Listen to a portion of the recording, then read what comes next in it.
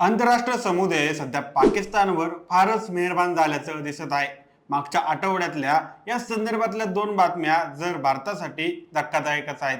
संयुक्त राष्ट्राच्या दहशतवादी विरोधी समितीच्या उपाध्यक्ष पदावर पाकिस्तानची नियुक्ती करण्यात आलेली आहे. पहलगाम येथे झालेल्या दहशतवादी हल्ल्याचा जगातल्या अनेक देशांनी निषेध केला आहे. हा दहशतवादी हल्ला पाकिस्तान पुरस्कृत होता हे बहुतेक जगाला मान्य असताना दहशताच्या विरोधातल्या उपाययोजनांची जबाबदारी पाकिस्तानवर सोपवणे हे कोणत्या गणितात बसतं हे समजत नाही. आंतरराष्ट्रीय समुदायाकडून पाकिस्तानवर मेहरबानी करण्याच्या एकामागून एक घटना घडल्या आहेत.